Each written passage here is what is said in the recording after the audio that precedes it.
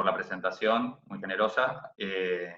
Voy a exponer sobre protocolos de investigación en casos de violencia institucional, me voy a ayudar con un PowerPoint, y bueno, me gustaría que al final se pueda dar algún debate, algunas preguntas, así que, bueno, adelante a todos los que quieran preguntar, y bueno, voy a comenzar para no perder tiempo en la exposición y tener más tiempo al final para el debate. ¿Se escucha bien? Perfecto. Bien. Voy a intentar ahora compartir la pantalla, a ver si el Dios de la conectividad nos ayuda, si sale bien.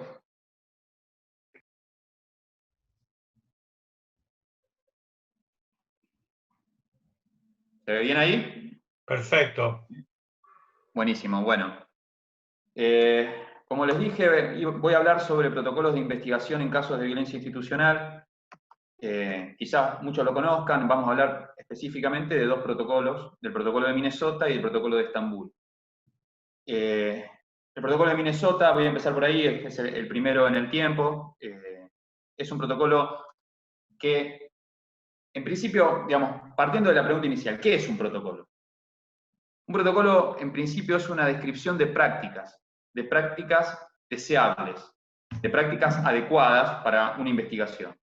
El protocolo de Minnesota, puntualmente, es una descripción de cuáles son las obligaciones de los estados, es decir, qué prácticas deben obligatoriamente llevar adelante los estados para realizar una investigación adecuada, y cuáles son los estándares comunes y las directrices para investigar adecuadamente potenciales muertes ilegales. Por un lado, entonces, le dice a los estados cuáles son sus obligaciones, pero además describe de manera detallada cómo hacer para cumplir esas obligaciones. ¿Quién dictó el protocolo de Minnesota? El protocolo de Minnesota fue dictado por la Oficina del Alto Comisionado de Naciones Unidas, fue consecuencia de un trabajo de abogados de derechos humanos de la ciudad de Minnesota, y por eso tomó ese nombre, y como les digo, fue aprobado ya en el año 1991, es decir, tiene una larga trayectoria el protocolo.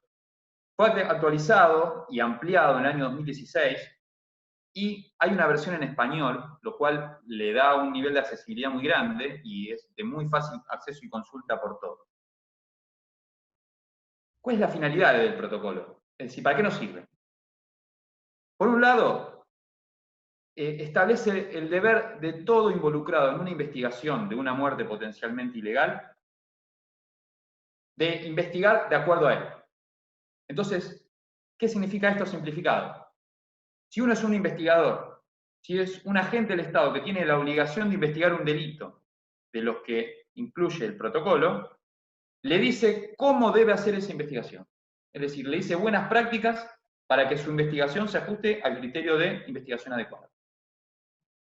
Pero por otro lado, tiene otra finalidad muy útil, y es que si nosotros no somos investigadores, si no somos ciudadanos y queremos evaluar cómo se está llevando adelante una investigación, nos brinda pautas de evaluación para saber cómo la investigación se está llevando adelante. Es decir, es una herramienta muy importante, porque nos guía a la hora de evaluar cómo una investigación se está desarrollando. ¿A qué casos se aplica el protocolo de Minnesota?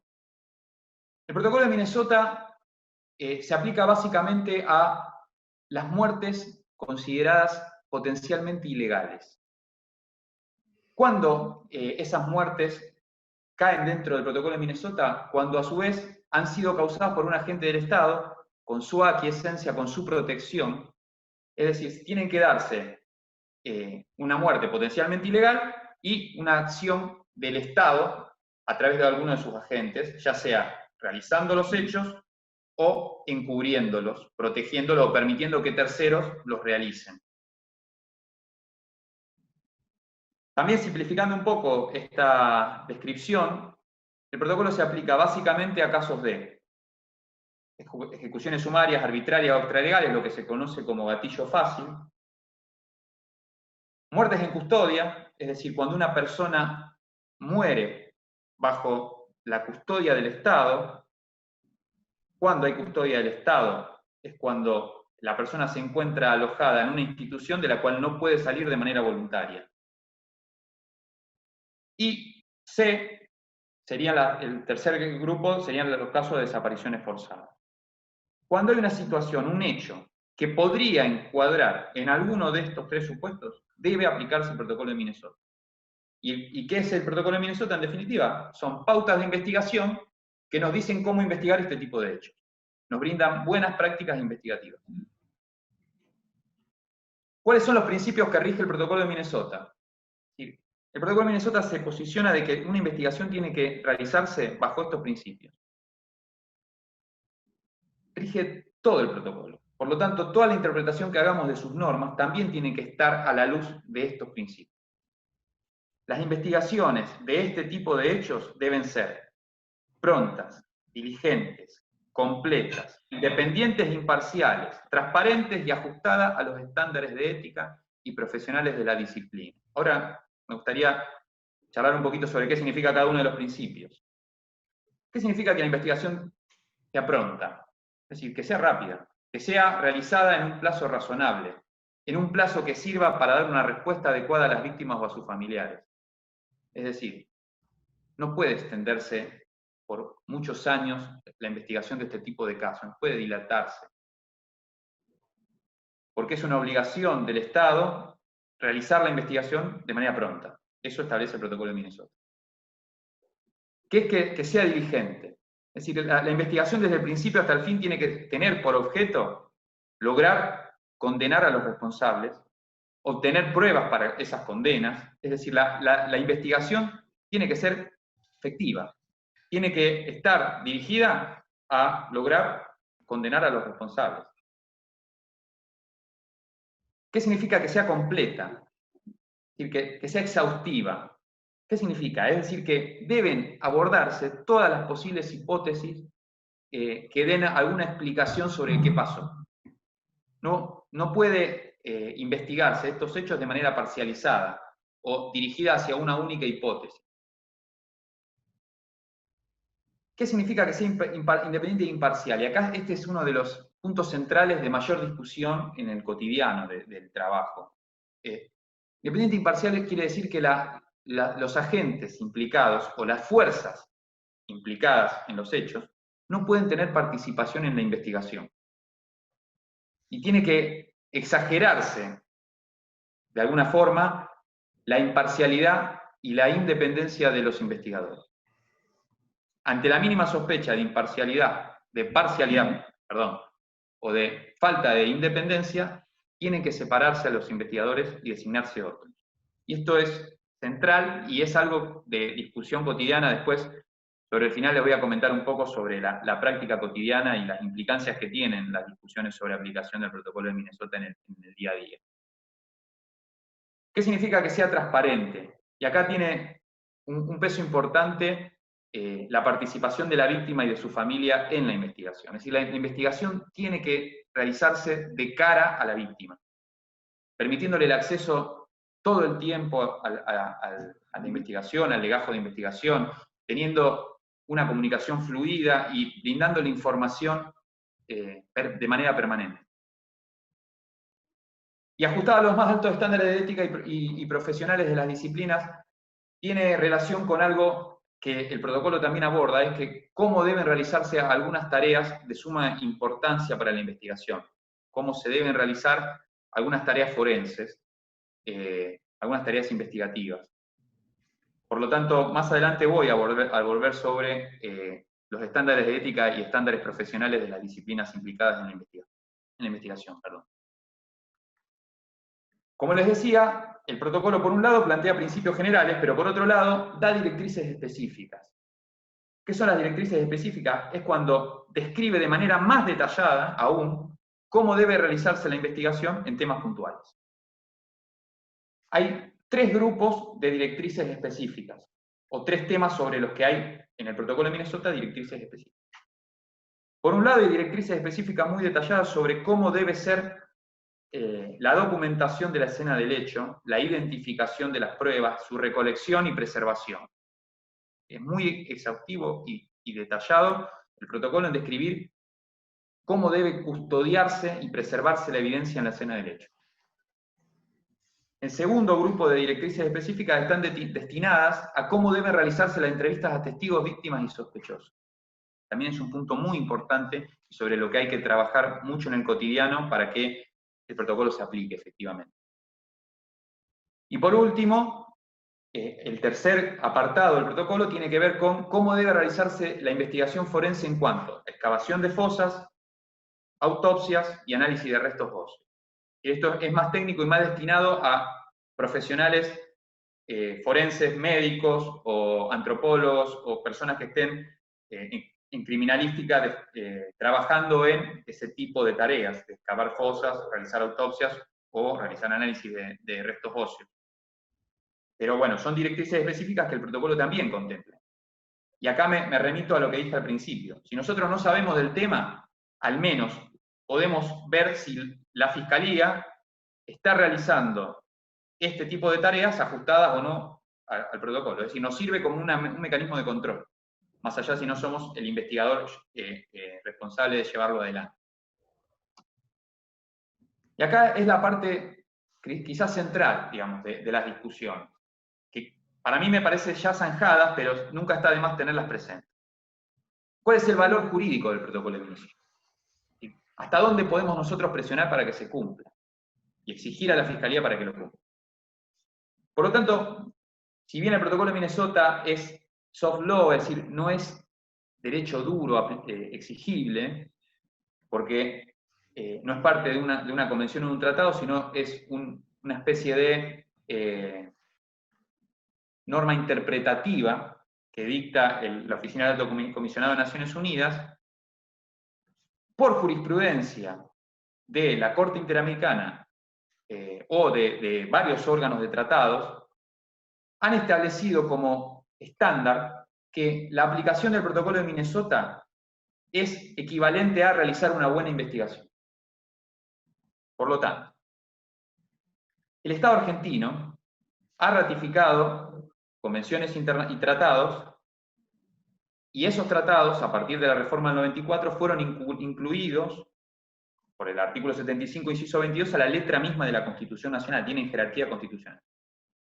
Por lo tanto, como los órganos de esos tratados han dicho que para cumplir con el tratado hay que aplicar el protocolo de Minnesota cada vez que se encuentre vulnerado el derecho a la vida, el protocolo de Minnesota se vuelve obligatorio.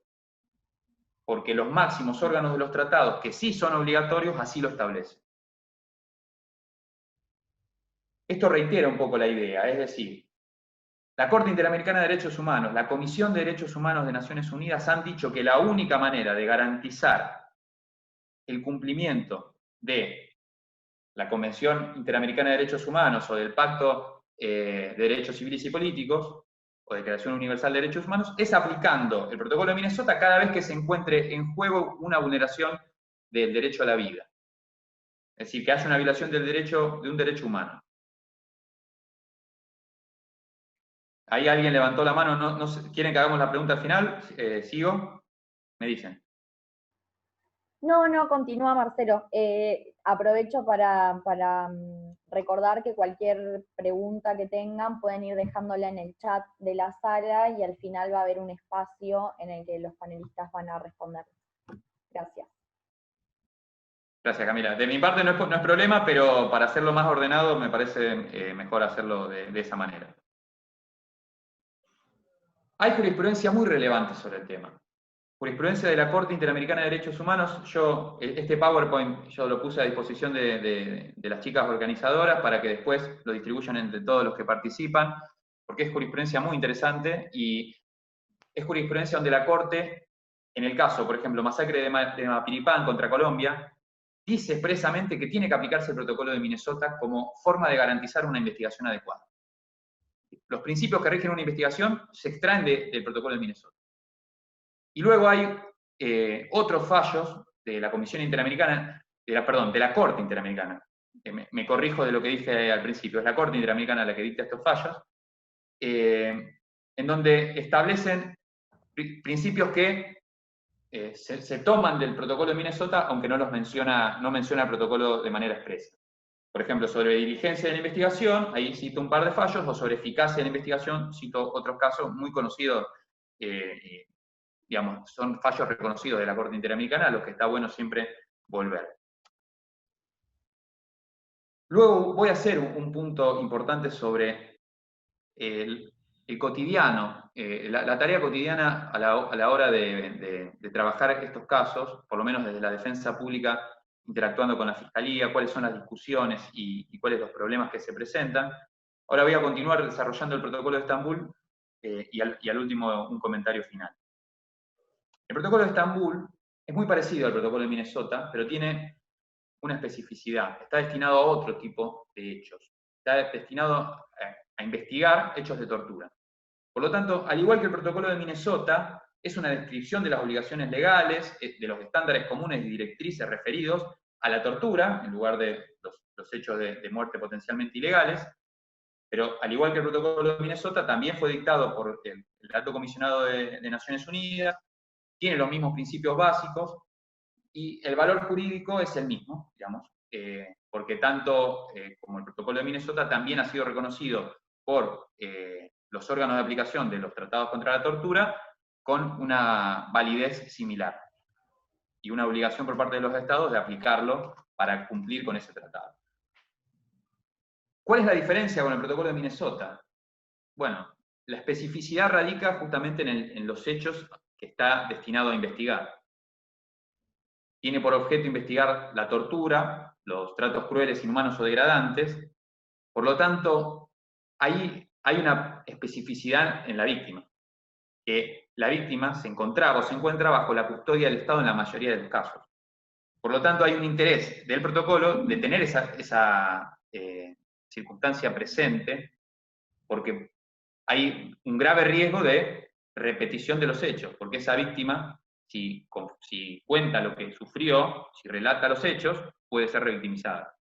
Y además, a la hora de relevar los hechos, hay directrices específicas de cómo entrevistar para que los hechos puedan ser narrados y no exista un ocultamiento o una negativa a la develación de los hechos por temor a la represalia posterior. Entonces, esa es la especificidad del protocolo de Estambul.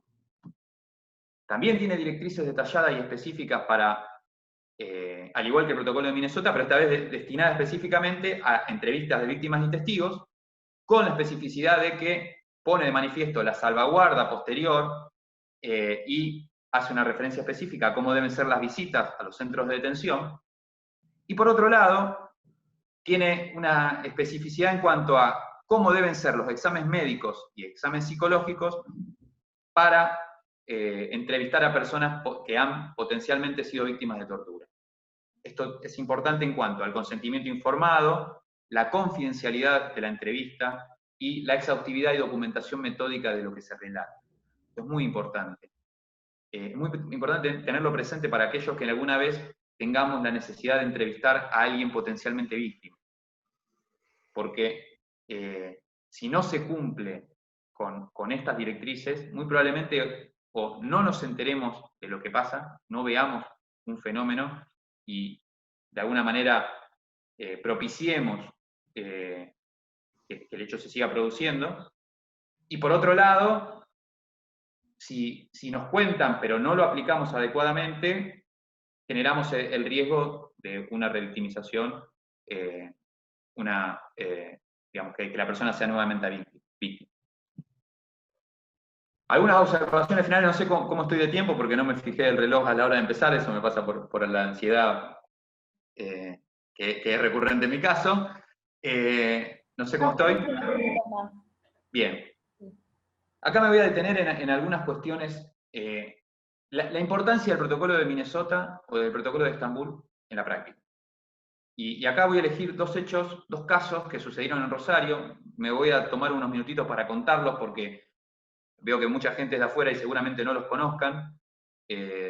Son casos muy similares en donde la documentación de la evidencia es muy diferente en uno de otro, la cantidad de evidencia colectada, en virtud de la participación en distintos momentos de las querellas. Es decir, una querella que arranca desde el primer momento y una que se suma cuando ya prácticamente la investigación había finalizado.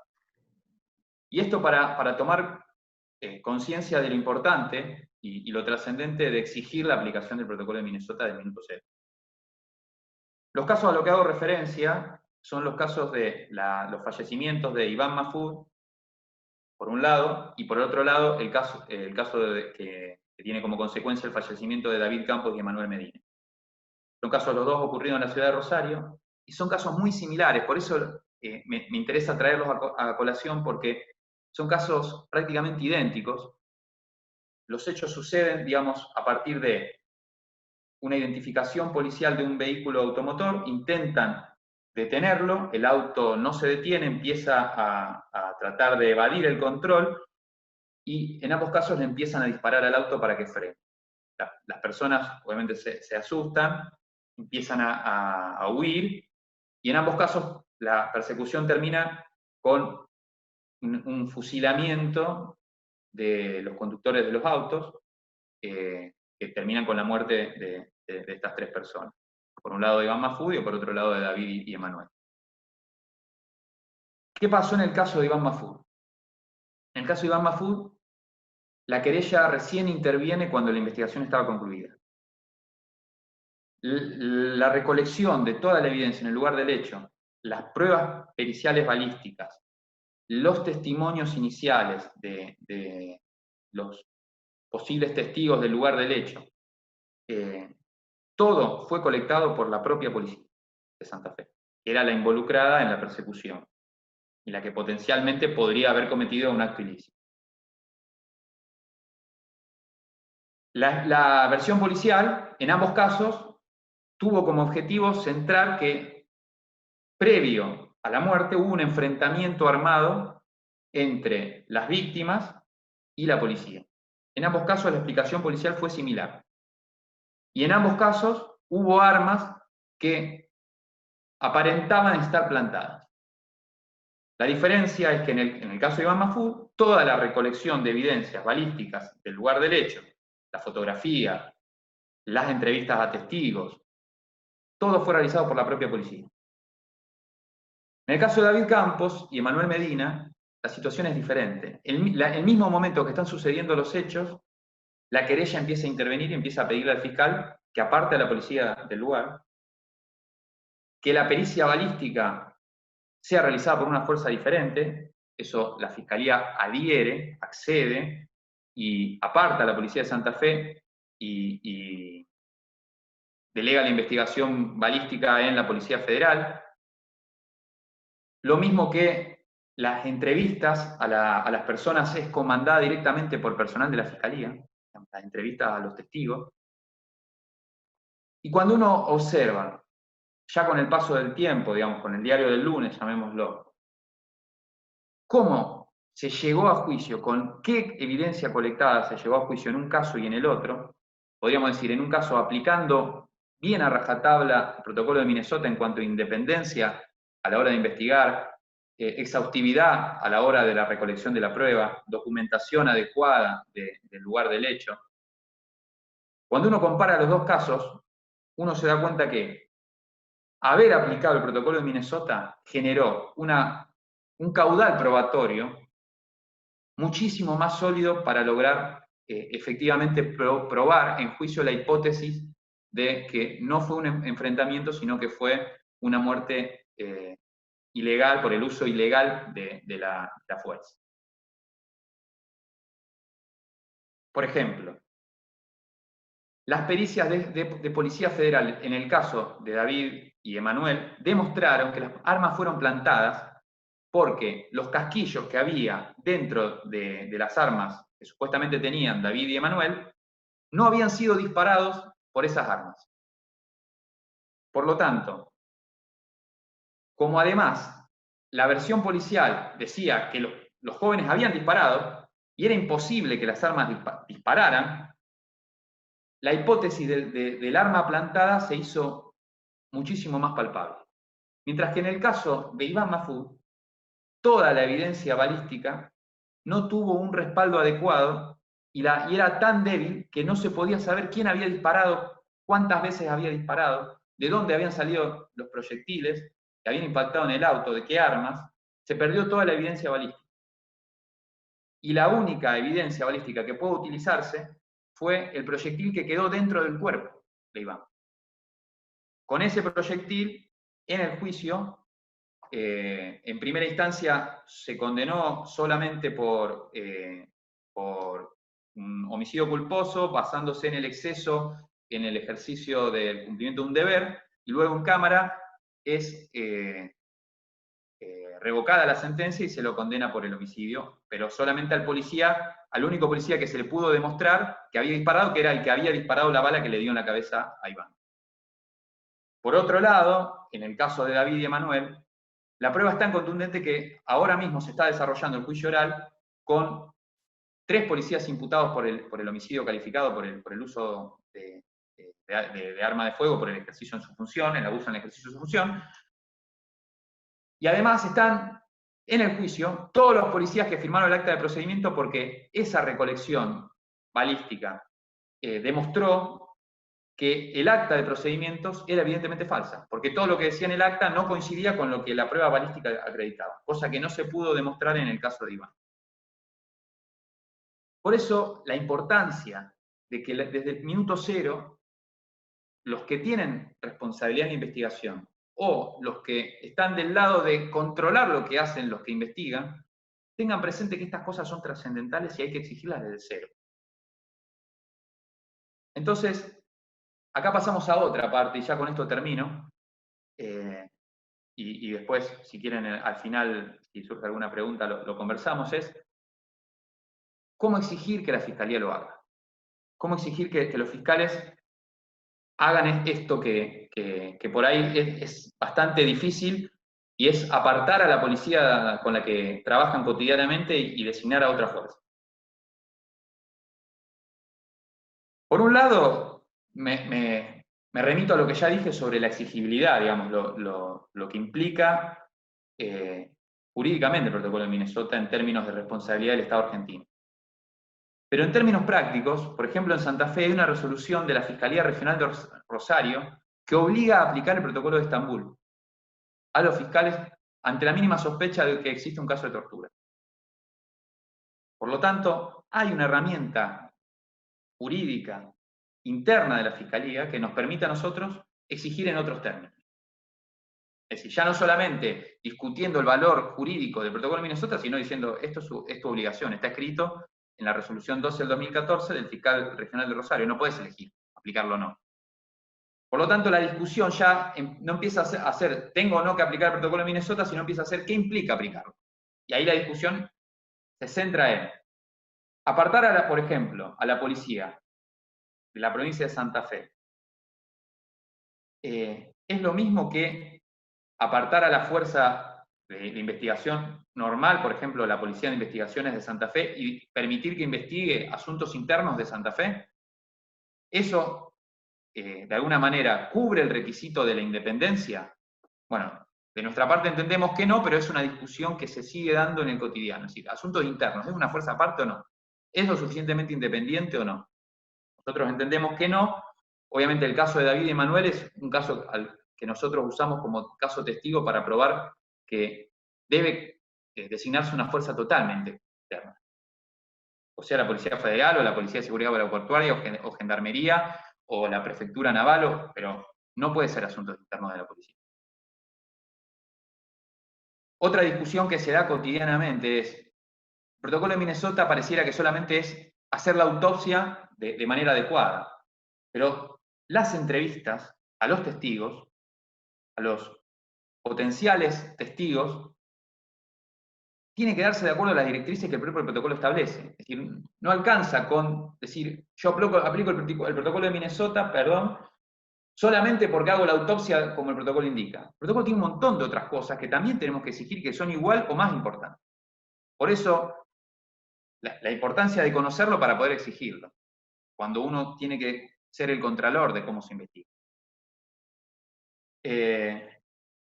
Voy a cerrar acá, dejo espacio para debatir al final, así que si surgen algunas preguntas, obviamente al final trataremos de responderlas. Muchas gracias. Gracias, Marcelo, por la presentación y por acercarnos toda esta info que nos sirve mucho a nosotros como estudiantes. Ahora le voy a dar la palabra a Federico Delgado, fiscal federal de la Nación, abogado y politólogo de la UBA, y también docente en la UBA. Gracias, Federico, por aceptar la invitación, y te dejo la palabra.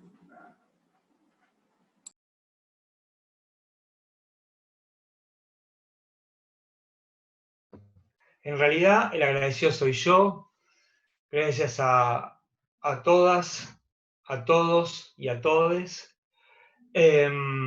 Yo les propongo hacer un recorrido en un sentido similar al que hizo Marcelo, pero en un nivel un poco más general, tratando de abordar toda esta historia de la violencia institucional y de la construcción de una justicia autónoma, y de pensar un poco cómo facilitar el acceso a la justicia, no a la justicia como si fuese una licuadora en la que metemos un montón de cosas y sale un trago, sino como un espacio que de verdad articule, solucione y de alguna manera componga los conflictos sociales. Voy a mirar la hora, así no les robo tiempo y hablamos entre todos, que es un poco mejor. En realidad, digamos, me parece a mí que yo trabajo hace bastante tiempo. Para los que no saben, yo entré a tribunales cuando tenía 19 años, pasé como meritorio, y por esas cosas de la vida me designaron fiscal hace muchos años. Y vengo trabajando el tema de la justicia hace bastante tiempo, en la facultad, con libros, con papers, en fin, con charlas. Me obsesiona que los argentinos no podamos tener, en general, una justicia autónoma, proba, que en breve tiempo resuelva los conflictos y que, por sobre todas las cosas, sea creíble. Tenemos muchos buenos jueces, muchos buenos fiscales, grandes defensores, buenos abogados, pero en su conjunto, al menos a nivel federal, que es lo que yo conozco, el sistema está sospechado. Y eso es un problema, porque así como el verdulero tiene un capital muy importante que nosotros le creemos cuando el tipo nos dice esa mandarina llévela porque es rica, confiamos y le compramos esas mandarinas, los jueces y fiscales tienen un solo capital, que es su palabra. Si la palabra está sospechada, estamos sonados. Y ese es el problema que tenemos. Me parece que para llegar al tema de la violencia y de la accesibilidad, quisiera primero recorrer un poquitito los problemas que hacen que nuestra justicia exhale violencia y que nuestra justicia sea tan difícil de acceder para el gran público. Y no solo en términos penales, que es lo que yo trabajo, digamos, en un juicio laboral tarda 10 años, un accidente de tránsito otro tanto, y una quiebra se multiplica la cantidad de décadas por la que un acreedor puede percibir lo que legítimamente le corresponde. A mí me parece que para comprender la hechura de los casos, qué podemos hacer en los casos, qué normas aplicar en los casos, y cómo hacer que los casos funcionen mejor, que es un poco lo que muy bien describía Marcelo, todo el proceso de hechura del caso para que sea mucho más eficiente el trabajo, para lograr una respuesta más robusta, más sólida. Me parece que también hay que, al menos a nivel federal, es necesario pensar qué pasa dentro de la justicia. Dentro de la justicia hay muchos problemas culturales, no culturales en términos de alta o baja cultura, sino culturales en el modo en que nos acercamos a los conflictos. Ahí, bueno, uno podría discutir también cómo se enseña el derecho, ¿no? Porque tiene que ver la relación del hecho y la aplicación de la ley. Ahí hay un bagaje cultural muy importante que no lo vamos a discutir ahora, los voy a aburrir con eso, pero digamos, hay problemas muy fuertes en cómo los judiciales a nivel federal al menos tratamos los casos. Los tratamos como si fueran cosas, los cosificamos, les sacamos los componentes emocionales, les sacamos elementos contextuales, en realidad le sacamos todo lo que tenga que ver con el componente estrictamente humano que tienen y tratamos de pensar que son inputs que generan un output. deshumanizamos los conflictos sociales. Y al deshumanizar los conflictos sociales, separamos la ley de la justicia. Y esto es una tragedia, porque muchas veces los jueces y fiscales confeccionamos resoluciones que son estrictamente legales, porque estamos aplicando de un modo la ley, pero no la estamos aplicando de una manera que sea percibida como justa.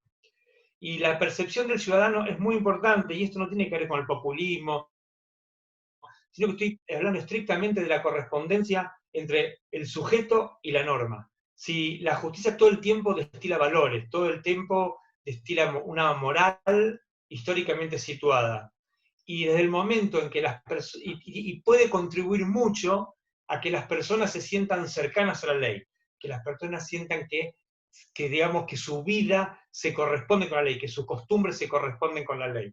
Cuando la justicia separa la estricta legalidad de cualquier valor que tenga que ver con la justicia, que es un valor que se define históricamente en un momento determinado, lo que hacemos es contribuir a la separación, porque las personas se sienten ajenas a ese producto judicial que muchas veces ni siquiera comprenden, porque además está escrito en un lenguaje que es francamente expulsivo, que tiene problemas atroces de redacción y que mezcla hechos con copy-paste, con jurisprudencia, en fin, son verdaderas ensaladas. Esos problemas culturales son muy importantes, pero hay otra barrera que tiene que ver con problemas legales de diseño, con el diseño institucional que tiene nuestro sistema judicial a nivel federal. Nuestro diseño judicial a nivel federal tiene un problema básico, parte de una premisa que es antropológicamente discutible, porque da por sentado que todos los jueces, todos los fiscales y todos los empleados van a ser leales con el sistema. Y da por sentado que todo el mundo va a ser probo, va a cumplir los plazos. No hay plan B para los pícaros. No se sabe qué hacer cuando hay un juez, un fiscal o un empleado pícaro. ¿Qué quiere decir eso? Quiere decir que no hay sistemas de rendición de cuentas en tiempo real. No es posible, a nivel federal al menos, que un juez o un fiscal tenga que explicar en el día a día, mensualmente, semanalmente, del modo que ustedes quieran, tenga que explicar qué hace, por qué lo hace. Tampoco a fin de año. A mí nadie me pregunta a fin de año cuántas causas se le ve a juicio, en cuántas no pudimos descubrir el delito, cuántas tardamos 6 meses, en cuántas tardamos 3. Digamos, nadie pregunta absolutamente nada. Esto quiere decir que no hay ningún incentivo institucional para generar un compromiso con una noción que es muy importante, que es la de servicio público. El sistema de justicia es un servicio público, tiene que estar consagrado a la sociedad, consagrado a los demás.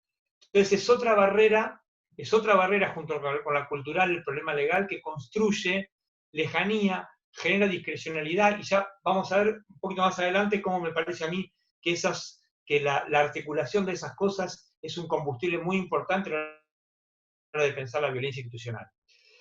Ahora, hay otro problema, que por ahí tiene que ver con nuestras instituciones políticas en general, pero que en la justicia se nota muchísimo, que tiene que ver con la falta de correspondencia entre lo que la Constitución, el horizonte normativo de la Constitución, lo que la Constitución espera, y lo que en realidad pasa.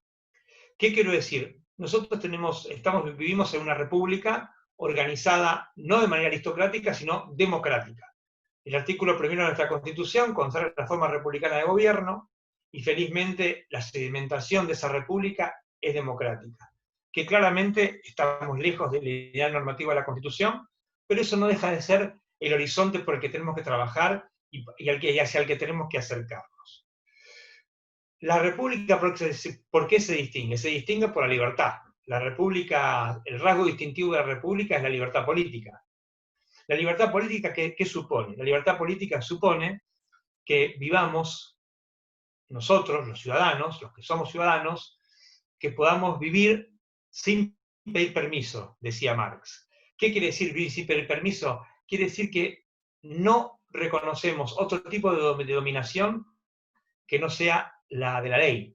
No reconocemos ningún tipo de interferencia arbitraria, real ni potencial, absolutamente de nadie, porque en tanto república, en tanto organización política de la libertad, el único elemento que nos expresa en nuestra gramática es la gramática de la ley. La ley nos expresa y a ella le demos obediencia. Estamos fuera de cualquier otro tipo de instancia. Ahora, ¿qué pasa? Cuando las instituciones de la República, que están pensadas precisamente para organizarnos, para organizar la libertad, para administrar nuestros conflictos, para hacer que de verdad podamos desarrollar nuestros proyectos de vida sin reconocer otro dominio que no sea el de nosotros mismos, si eso se separa, que me parece a mí es un problema que tenemos nosotros, las instituciones se vuelven una cosa, una herramienta, un insumo, que cualquier grupo social que ocasionalmente acceda a los roles de gobierno a través de las elecciones, puede utilizarlos en un sentido particular. Y ustedes saben mejor que yo que el lenguaje de la Constitución, la gramática de la ley, la hechura de las instituciones es por vocación universal, es para todos. Si tenemos una institucionalidad pasible de ser, casi diría yo, secuestrada y dirigida a intereses que no son los generales, es otro problema que tenemos para tener un acceso a la justicia en términos republicanos. Finalmente, no los voy a aburrir, yo tengo estos temas bastante elaborados, después si quieren los discutimos. Hay la accesibilidad de la justicia, en definitiva, como toda ley, se juega en los niveles de compromiso que tengan con esas leyes quienes las ponen en movimiento. Digo, podemos tener la mejor ley de enjuiciamiento criminal, podemos tener el mejor código penal, el mejor código civil y comercial, siempre va a estar puesto en movimiento por hombres.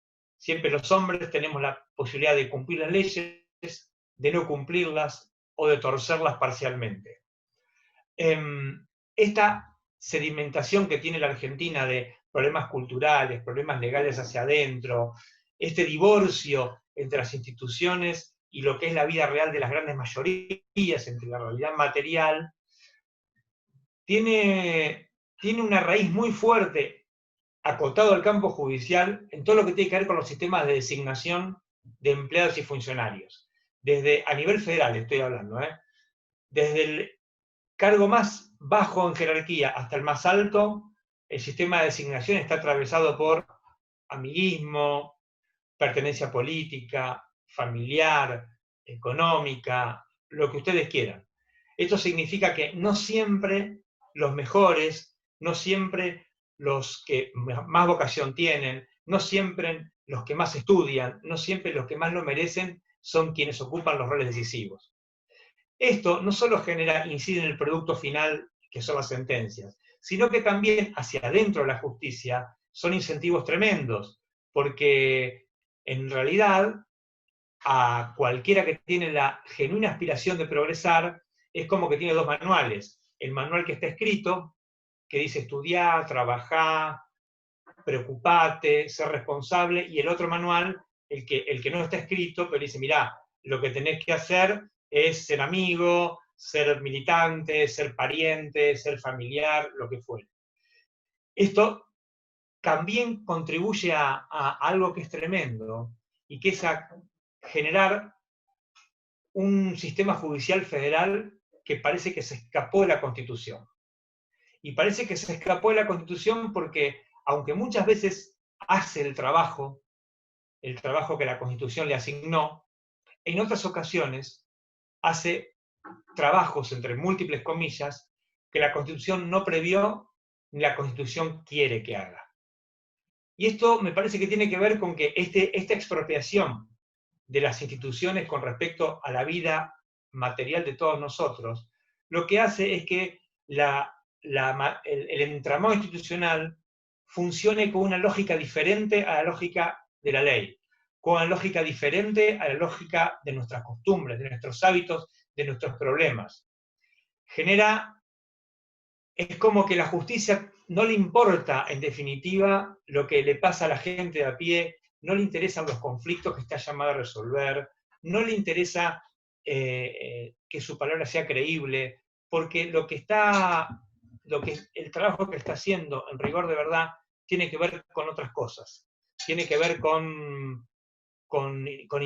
tiene que ver con intervenir con garantizar ese formato político que en definitiva separa a la Constitución de la vida de las grandes mayorías.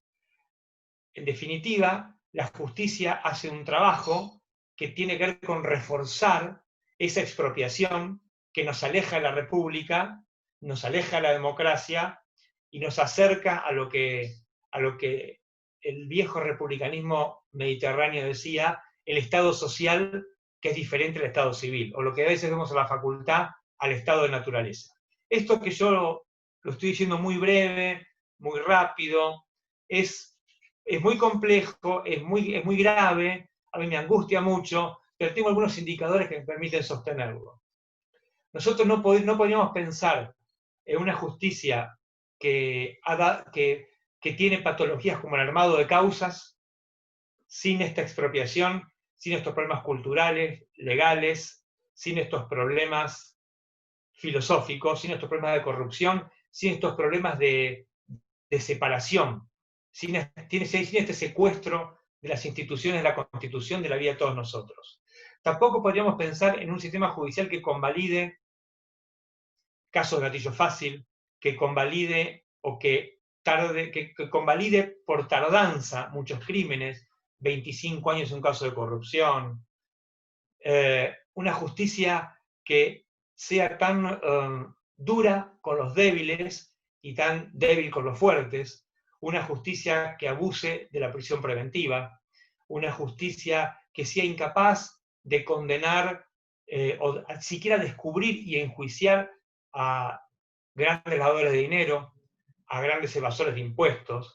Acá hay un problema que uno puede pensarlo siempre en clave de son estos jueces corruptos, son estos 5 jueces, estos 5 fiscales, es el Código Penal, es el Código de Procedimiento. En realidad, seguramente de todo eso hay un poco, pero hay un problema subyacente que es, me parece a mí, el problema de la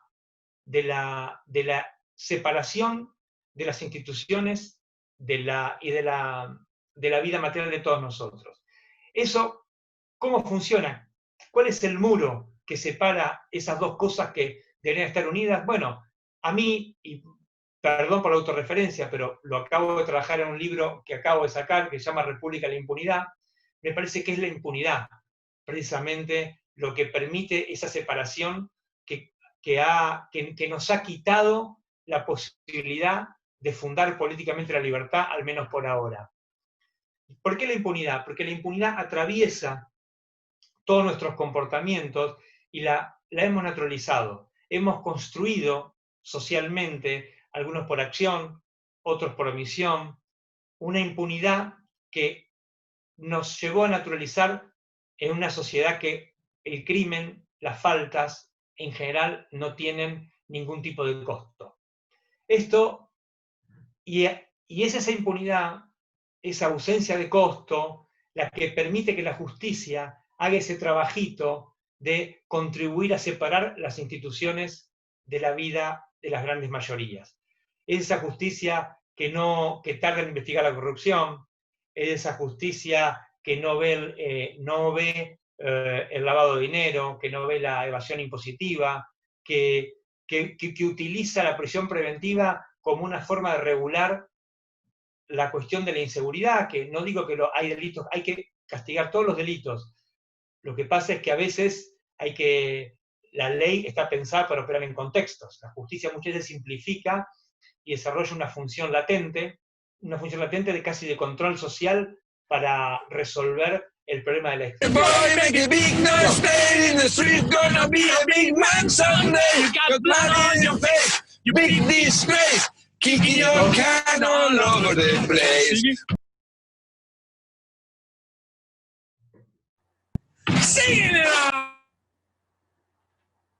Bueno. Tuvimos un acto, tuvimos como en el subte, alguien que entra, empieza a cantar en el vagón del subte, y nos distrajo. Pero bueno, seguimos, no pasa nada. Seguimos, no pasa nada. Digo, a mí me parece que también esta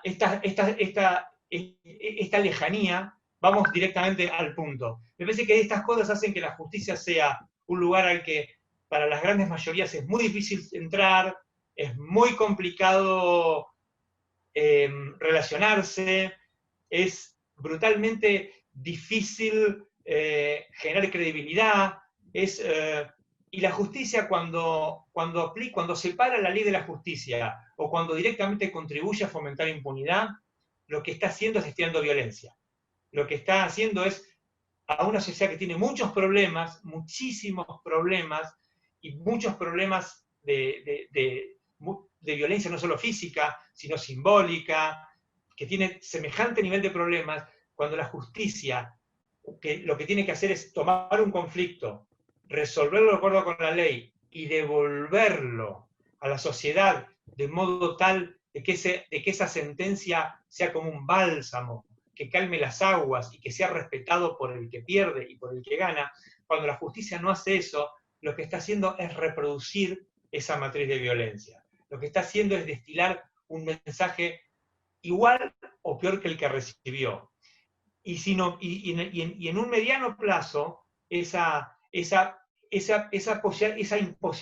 imposibilidad de acceder a la justicia y de quererla, esa imposibilidad de hacerse amigo de la ley, esa imposibilidad de sentir que los tribunales son un lugar de protección de las grandes minorías cuando alguien quiere interferir arbitrariamente en nuestra libertad, esa bronca, esa angustia cuando vemos que el gran crimen no paga, esa tremenda sensación de impotencia que sentimos cuando vemos que las cárceles están llenas de pobres, cuando vemos que hay un montón de crímenes que si aplicamos la teoría del delito tal como la leemos en la facultad, seguramente hay mucha gente que está injustamente presa. Cuando vemos todo eso, no es solo que hay una justicia que es corrupta, que es lenta, es peor que eso. Es una justicia que lo que está haciendo es destilando mensajes que cada día más nos alejan del camino de la ley.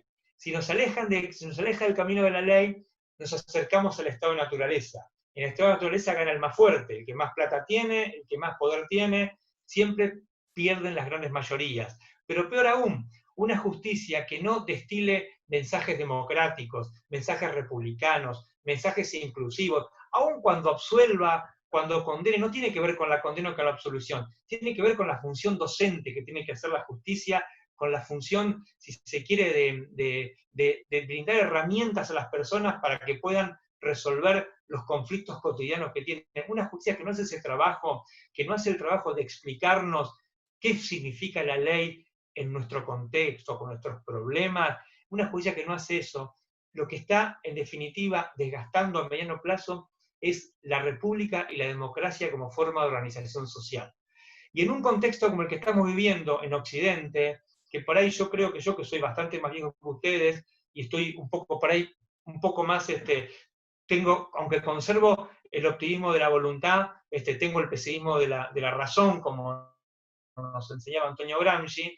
A mí me parece que en una situación global como la nuestra, de crisis civilizatoria, porque acá, chicos, lo que hay es una crisis civilizatoria. Hace 2 meses la Comunidad Económica Europea regaló dinero a los países porque no tienen forma de hacer que la gente gaste plata porque no la tiene. Esto quiere decir que está en crisis la ley de oferta y demanda, y la ley de oferta y demanda es la piedra angular del capitalismo. Esto ni Marx lo soñó. En una crisis civilizatoria, en una crisis de valores, me parece que nosotros, los que trabajamos con la ley, los que nos interesa la ley, los que nos interesa la democracia, la república plebeya, no la aristocrática, la república plebeya, a los que nos interesa de verdad construir un mundo donde haya libertad, donde se puedan disfrutar los derechos, me parece que tenemos más que nunca que enfatizar estos problemas. Tenemos que trabajar más que nunca por defender, por hacer que la ley sea defender el prestigio de la ley como el experimento moderno más interesante para poder vivir organizados en comunidad en base a derechos. A mí me parece que lo que tenemos actualmente, lo que tenemos por estos tiempos es mucha violencia, mucha exclusión, un sistema judicial que francamente expulsa por acción y expulsa por omisión, y una impunidad, que no lo digo por un chivo para mí, una impunidad, una sensación de impunidad, un acostumbramiento a la impunidad, que es lo que nos separa entre nosotros, nos vuelve más individualistas, nos vuelve más egoístas, nos vuelve más yo me quiero salvar, nos vuelve menos comunitarios, pero además esa impunidad lo que hace es hacer que nuestra vida sea mucho más pobre, porque si algún legado nos dejaron Pericles, la República Romana, la Revolución Francesa, si alguna enseñanza nos dejaron Robespierre, quizá el tipo más maltratado y que más fake news ha recibido a lo largo de la historia, si algo nos enseñaron es que la única posibilidad certera que tenemos de vivir organizados en base a derechos y de ser felices es justamente construir una comunidad organizada en base a derechos. Y me parece que en un momento de crisis civilizatoria tenemos la obligación moral de defender eso, y defenderlo cada cual de su lugar, de su pequeño espacio, y sin temor, porque son pequeños granos de arena, y es verdad que un grano de arena es pequeño, es chiquito, pero yo siempre en la facultad digo que, por ahí para autoconvencerme, pero me gusta decirlo, que es verdad que yo tengo un grano de arena, pero las playas son un montón de granos de arena, y las vemos grandes, grandes, grandes, pero si las desagregamos, son un conjunto de granos de arena. Entonces me parece que los problemas que tenemos de acceso a la justicia tienen que ver con esta narración que caóticamente hice, que ojalá se haya entendido, y estoy abierto a que charlemos un rato entre nosotros. Gracias. Gracias a vos, Federico, totalmente de acuerdo, y para eso estamos acá, ¿no? En la universidad, para tratar de cambiar un poco eso. Ahora vamos a pasar a las preguntas que dejaron en el chat. Santiago Gutiérrez, buenas noches. Tengo una pregunta para Marcelo Marasca. ¿Qué pasa con el protocolo de Minnesota en el caso donde las desapariciones forzadas hacen que se pierda el rumbo en el relevamiento de datos, ya sea por mala praxis o por acción voluntaria en contra de los derechos humanos y a favor de gobiernos totalitarios o represivos?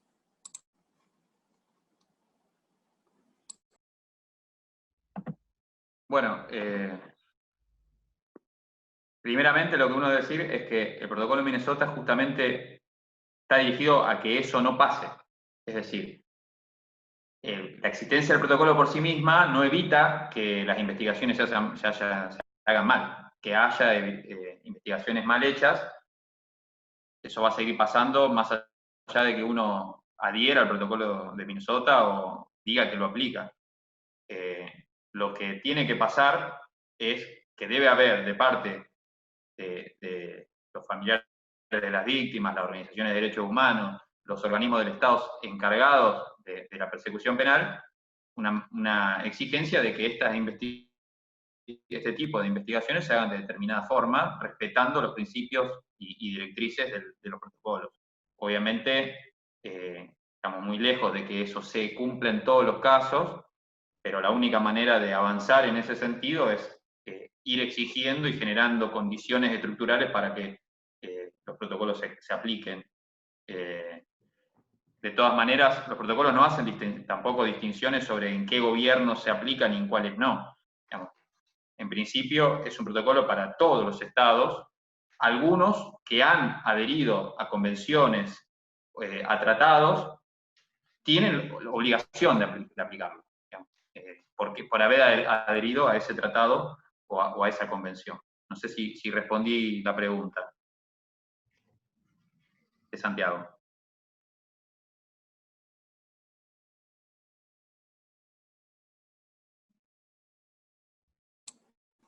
Creo que quedó claro. No sé si Federico quisiera agregar algo.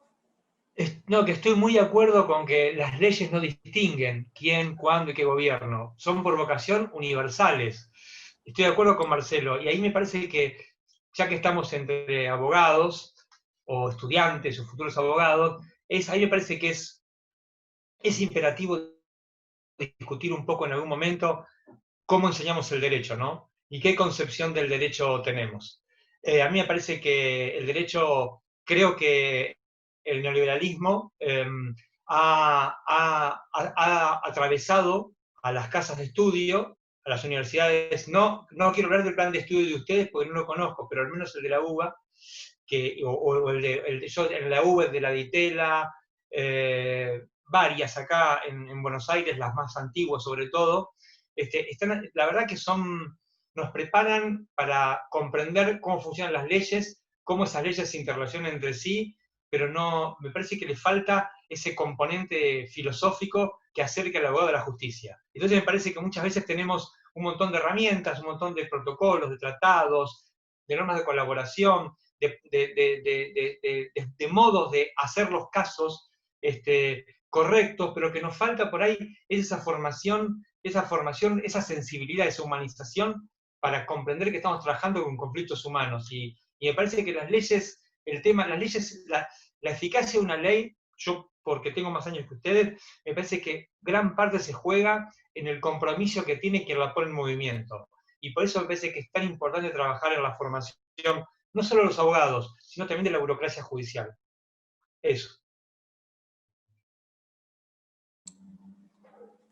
Muchas gracias. Paso a leer otra pregunta. La pueden contestar cualquiera de los dos, de Natalia Maimo. ¿Existe algún protocolo internacional para investigación de abusos sexuales en la fuerza policial?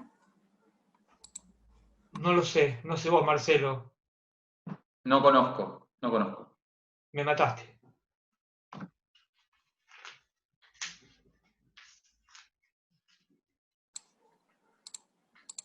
También Natalia dejó otra pregunta. ¿Puede pedirse el cumplimiento del protocolo sin haberse constituido en querellante particular por encontrarse la causa en etapa de investigación preliminar?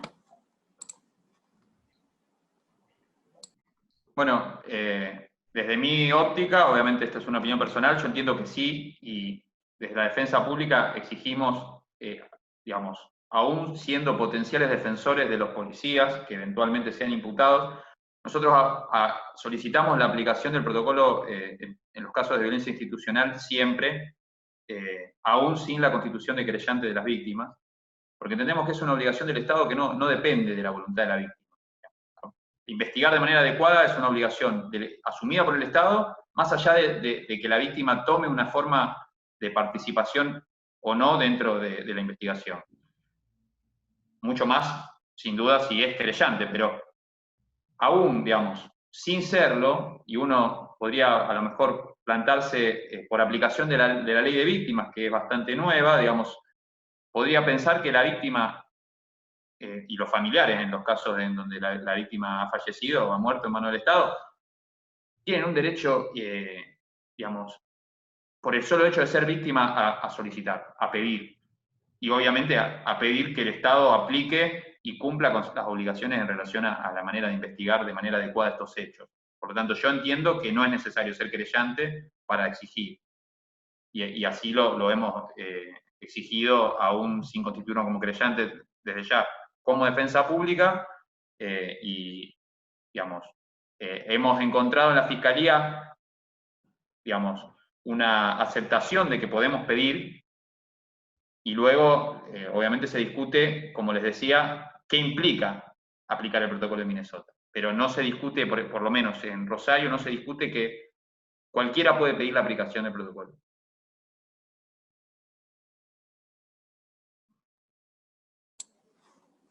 Qué interesante esa información que por ahí no está a la mano de todos.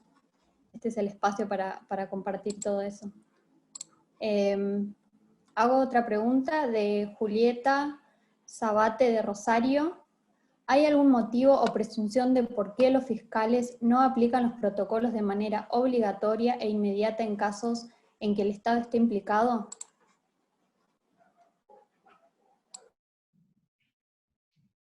Acá yo puedo dar un intento de explicación, después me gustaría que Federico, que obviamente ha estudiado mucho más el tema, opine, digamos, pero yo entiendo que los fiscales no son malos, no son buenos. Hay quizá, como me parece, distintos niveles de compromiso, pero en definitiva hay presiones estructurales que lo afectan, más allá, digamos, de quién sea el fiscal en particular.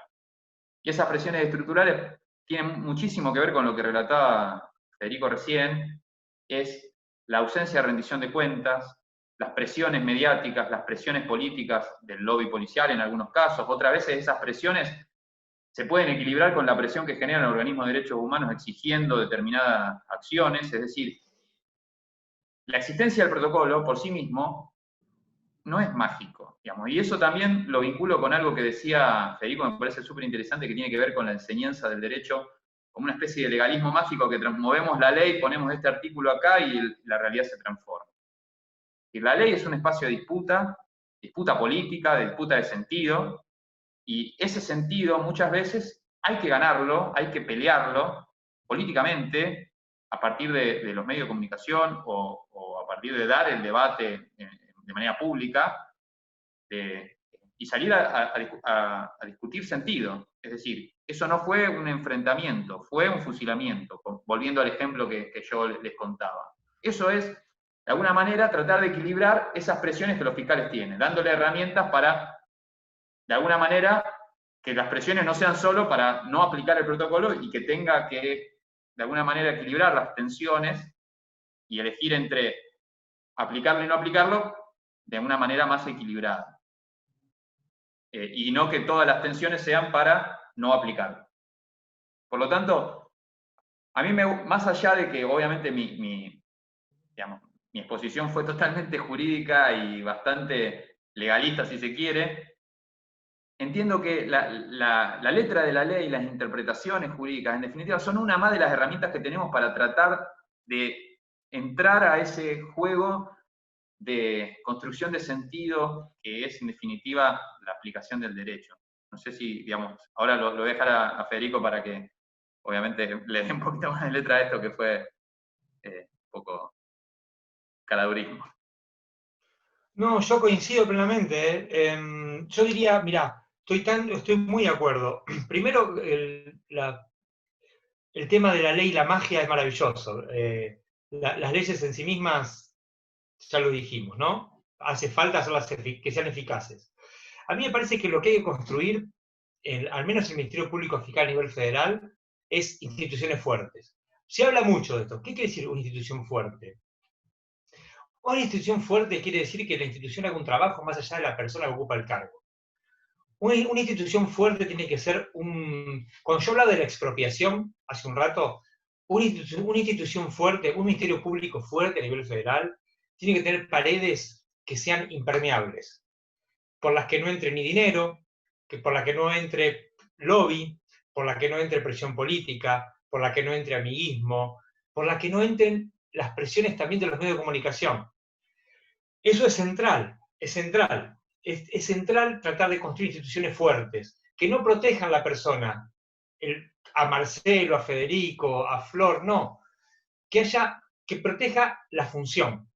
Eso se hace con mucho tiempo, con mucho compromiso, con muchas reglas y con mucha ética. Ahora, mientras tanto hay que hacer algo. Bueno, es un proceso construirlas. A mí me parece que, por ejemplo, con los casos de alto impacto, siempre tenemos la tensión entre la institución judicial y la pata mediática, que es por donde por ahí entran, o por ahí el clamor popular y la necesidad de dar una respuesta. Y ahí, en general, los judiciales a nivel federal es cuando hacemos las grandes macanas, cuando queremos buscar una respuesta rápida, y entonces tenemos un desfasaje entre lo que lleva a construir un caso y la ansiedad y la velocidad de los medios de comunicación. Eso, por definición, va a ser siempre un problema. No me parece mal que sea un problema, me parece que es bastante lógico. Son intereses diferentes, funciones diferentes. Ahora, yo en mi libro eso lo llamo los poderes salvajes. Hay que domar los poderes salvajes. Los poderes salvajes hay que embridarlos y subordinarlos a la Constitución. Con el tema de las presiones de los medios, que es un tema que siempre surge, ¿qué se puede hacer de la justicia? Bueno, primero respetar que las empresas de medios son empresas privadas con un fin público. Perfecto. Pueden decir lo que quieran, pero siempre embridadas a la Constitución. Cada cual después se hace cargo de lo que dice. Pero por definición está muy bien que cualquiera diga cualquier cosa. Ahora, hay problemas brutales dentro de la propia institución judicial a nivel federal. ¿Por qué? Porque hay una mentira piadosa que dice que los jueces y fiscales hablan a través de sus sentencias o dictámenes. Y eso es una mentira. Porque todo el tiempo, todo el mundo, al menos acá en federal, nivel federal, todo el mundo habla todo el tiempo con los periodistas y esa es la explicación por la que hay tanta información judicial en los diarios y en los portales, ¿verdad? Ahora, eso es un problema muy grande a la hora de resolver el caso, porque a veces los propios judiciales, hablando off the record, es decir, sin dar el nombre, son quienes alimentan la propia ansiedad que hay en la sociedad a través de los medios. ¿Entiendes lo que digo? Es como que nos estamos mordiendo la cola cuando es como querer correr y mordernos la cola. Ahora, eso, ¿cómo se construye institucionalidad en ese caso? Bueno, a mí me parece que, por ejemplo, podría haber una oficina de prensa en el Ministerio Público Fiscal, en el Poder Judicial, en los edificios, que se encargue de hablar y decir lo que pueda, las veces que haga falta, con todos los medios, democráticamente, sin elegir a este porque me gusta lo que piensa, este porque me llevo mejor, este periodista me cae tal cual, y dejar de hablar off the record. Que ningún juez o fiscal pueda datear a un periodista, porque ahí es cuando se mezclan internas, intereses, cuento la mitad, lo que me parece, cuento lo que yo creo, mi especulación, y que en rigor de verdad, si algún juez o fiscal cree que tiene que hablar, porque parte de su trabajo es hablar, es dar la cara, bueno, que lo haga con nombre y apellido, como se dice, on the record. Pero me parece que lo que hay que construir es instituciones fuertes. Se construyen día a día, no hay magia para esto, pero se construyen con este tipo de dispositivos, me parece, pequeños, que no hace falta grandes reformas, lo que sí por ahí hay que consultar a los que hace mucho tiempo estamos trabajando en tribunales y más o menos no es que seamos muy genios, sino que vemos por dónde se cometen las faltas, dónde hay pequeños espacios para trabajar y despacito ir suturándolos, no veo otro camino.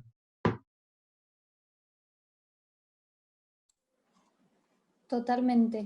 Justo en ese sentido, Marisela había escrito, ¿qué medidas prácticas propondrían para solucionar esa revictimización o reproducción de violencia en el ámbito judicial? Creo que va un poco de la mano con lo que dijeron, no sé si quieren agregar algo más. No, a mí me parece que lo que hay que hacer es humanizarnos. Y esto tiene que ver, no es algo abstracto, sino de verdad recuperar algo tan básico a nivel federal siempre. No quiero meterme con lo digo esto porque si no parece que me estoy hablando por Marcelo, estoy lejos de eso. Siempre hablo de lo que yo conozco. Digamos, tratar de humanizar, de comprender que la justicia trabaja con conflictos humanos y que está para servir a esos conflictos. Somos servidores públicos. Y eso parece un juego de palabras, pero requiere un compromiso muy fuerte, un compromiso con el trabajo, con la verdad, con las víctimas, con los imputados, porque me parece que hay que pensar el castigo en términos republicanos. Y en términos republicanos supone que el castigo o un juicio siempre es un ejercicio de rendición de cuentas. Rendición de cuentas de un ciudadano que cometió una falta con respecto a otro ciudadano o con respecto a todos los ciudadanos si es un delito de acción pública, pero siempre un ejercicio de rendición de cuentas, porque la rendición de cuentas supone explicaciones mutuas y está pensando en que no hay un martillazo en la cabeza para depositar a alguien en una cárcel y que no vuelva nunca más a la sociedad, sino que supone un espacio de reflexión, tanto del que quiere castigar como del que puede recibir el castigo. Y pensé que hay que pensarlo en eso. Y para pensar en esa clave hay que humanizarse y hay que, además de estudiar la ley, hay que a la ley devolverle todos los componentes políticos que tuvo siempre la ley, componentes políticos en el sentido más puro del término, ¿no? Emociones, prejuicios, juicios, ideología, todo lo que hace a los asuntos humanos.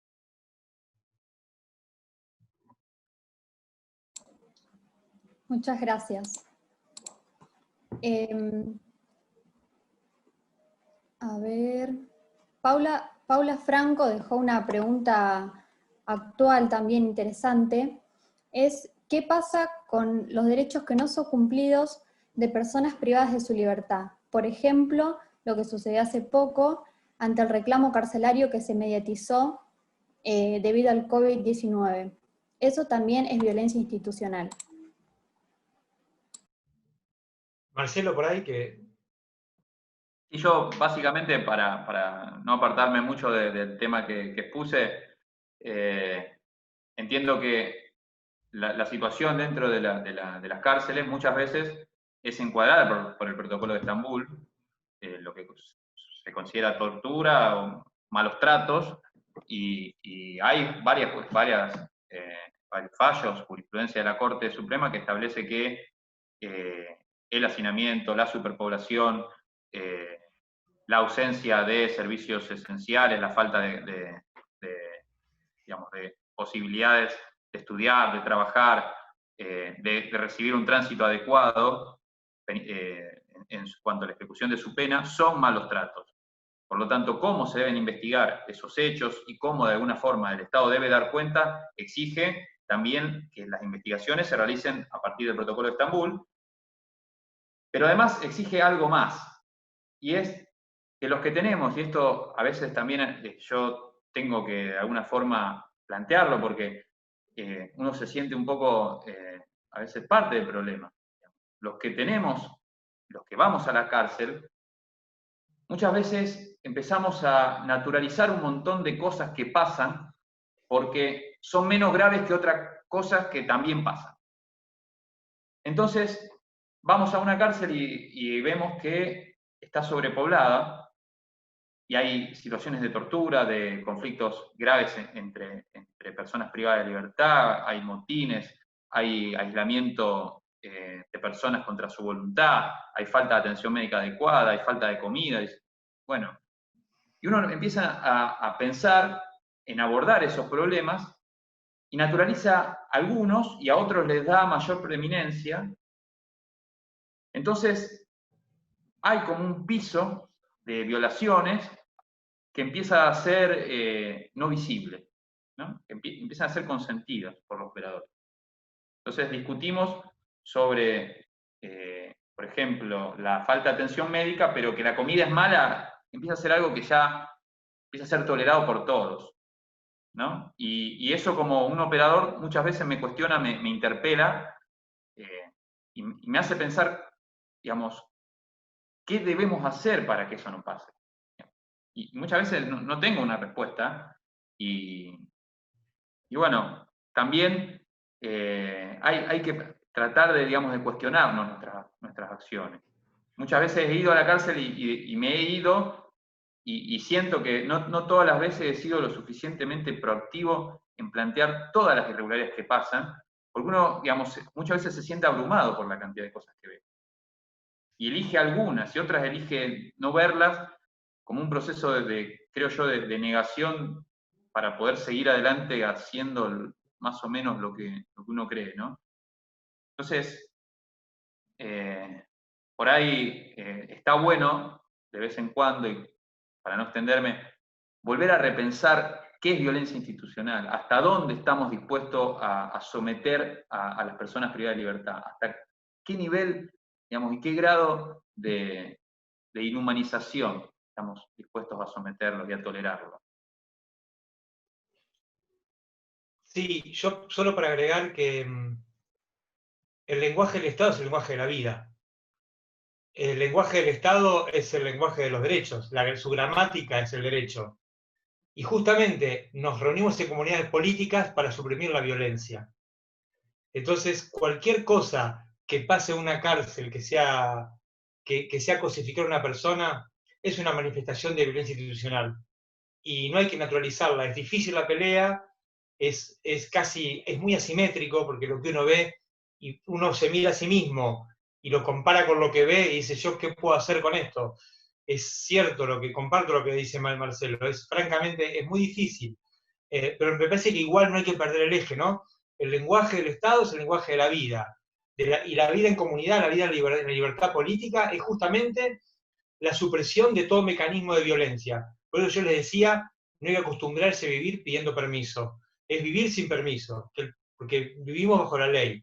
Entonces, todo lo que se corra de eso, como horizonte normativo, es violencia institucional. Muchísimas gracias. Bueno, si no hay más preguntas,